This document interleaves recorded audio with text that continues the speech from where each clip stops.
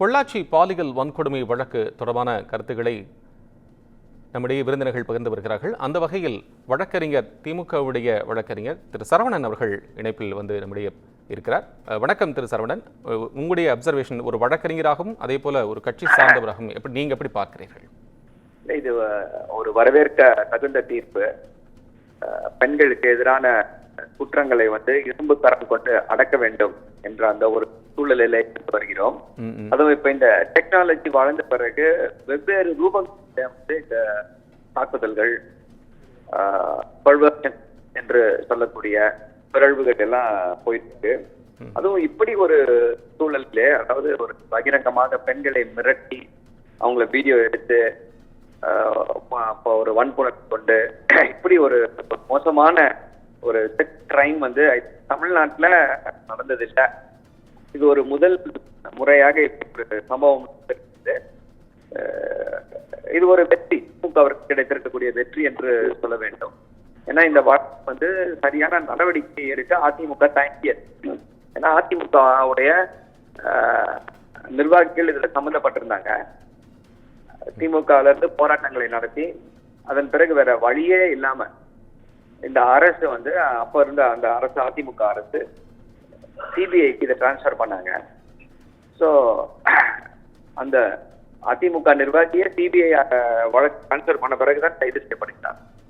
புகார் கொடுக்கப்பட்ட அந்த பாதிக்கப்பட்ட பெண்மணியினுடைய அண்ணன் அடித்து உதைக்கப்பட்டார். அதே போல அந்த அரசு ஆணையில பாதிக்கப்பட்ட பெண்கள் அவங்க அடுத்து எல்லாம் வேண்டும் என்றே வெளியிட்டது அதிமுக அரசு. குற்றவாளிகளை எப்படியாவது காப்பாற்றணும். அங்க இருக்கக்கூடியவர்கள் அங்க இருக்கக்கூடிய அந்த பாதிக்கப்பட்ட பெண்மணிகளை ஒரு பயமுறுத்தும் நோக்கில அதிமுக செயல்பட்டது. ஆனா இப்ப அந்த வழக்குல ஒரு சிறந்த தீர்ப்பை இந்த நீதிமன்றம் வழங்கியிருக்கிறது. இந்த தண்டனை ஒரு தக்க பாடமாக எல்லோருக்குமே இருக்கும். இது சாதாரண தண்டனை இல்ல, ஆல்மோஸ்ட் இது ஒரு தூக்கு தண்டனை மாதிரி தான். இந்த சென்ஸ் வேற வழியே இல்லை, ஆகிற வரைக்கும் அவங்களுக்கு ஜெயில் தான் அப்படின்ற மாதிரியான ஒரு தண்டனை, கடுமையான தண்டனை.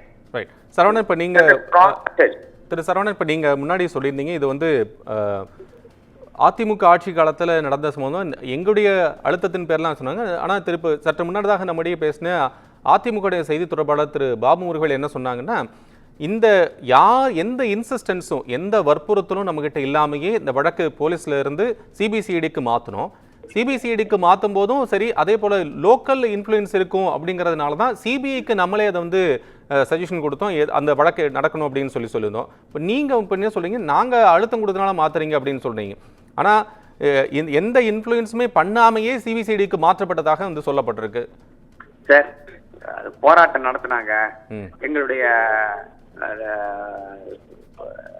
நாடாளுமன்ற துணை தலைவி திருமதி கனிமொழி அவர்கள் அங்க போய் போராட்டம் நடத்தினாங்க பொள்ளாச்சியில. அப்புறம் அங்க இருக்கக்கூடிய எங்களுடைய மாவட்ட செயலாளர்கள் திமுக தொடர்ந்து போராட்டம். அப்புறம் தமிழ்நாடு முழுக்க அப்போதைய எதிர்கட்சி தலைவராக இருந்த எங்களுடைய தலைவர், இப்போ தற்போதைய முதல்வர் இதற்கு எதிராக தொடர்ந்து எல்லாரும் பேசி வந்தார். மக்கள் கொதிப்படைந்து போயிருந்தார்கள். அந்த ஒரே காரணம் வேற வழியே இல்லாம சிபிஐக்கு மாற்றி தன்னிச்சையாகலாம் எப்படிங்க மாத்தோம்? அதிமுக என்ன அப்போ ஒரே கேள்விதான், ஏன் அப்போ அந்த புகார் கொடுக்க முதல்ல புகார் ஏற்றுக்கொள்ளப்படவில்லை?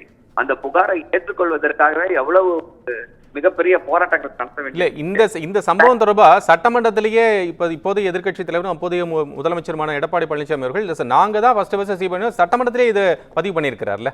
அவர் பதிவு பண்ணட்டும், அவர் பதிவு பண்ணா அது உண்மையாயிடுமா?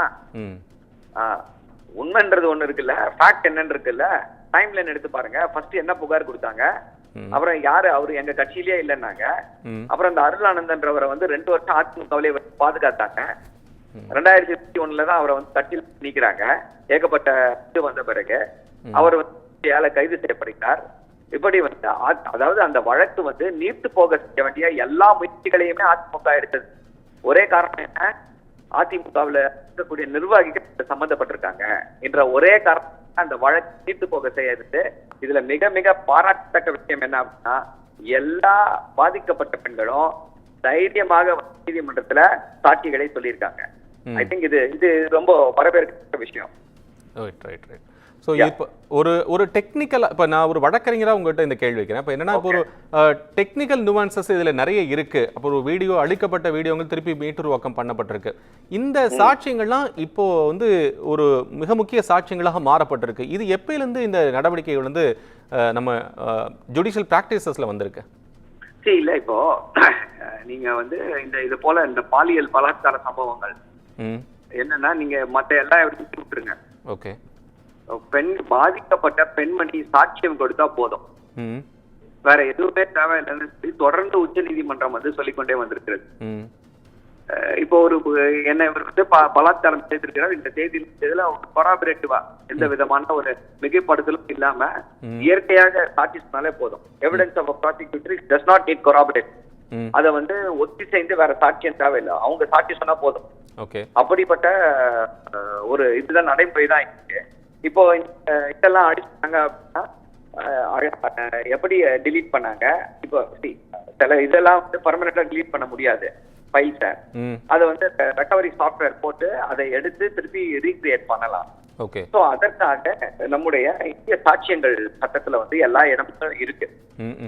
இப்ப எடுத்திருக்காங்க, பண்ணிருக்காங்க. எப்படி எடுத்தாங்க, எப்படி பண்ணாங்கன்னா அதை செய்த அந்த வல்லுநர் சாட்சி சொல்லும். அந்த ஒரிஜினல் போன் எந்த இதுல இருந்து அது அழிக்கப்பட்டது, திருப்பி உருவாக்கம் செய்யப்படுதுன்னா அந்த சிப்போ, மெமரி கார்டோ இல்ல அந்த போனோ அது வந்து சாட்சியமாக நீதிமன்றத்தில் கொடுக்கப்பட வேண்டும். இதையெல்லாம் வந்து அந்த ப்ராசிக்யூஷன் சரியாக செய்திருக்கிறது. சிபிஐக்கு பாராட்டுகளை தெரிவித்தாக வேண்டும்.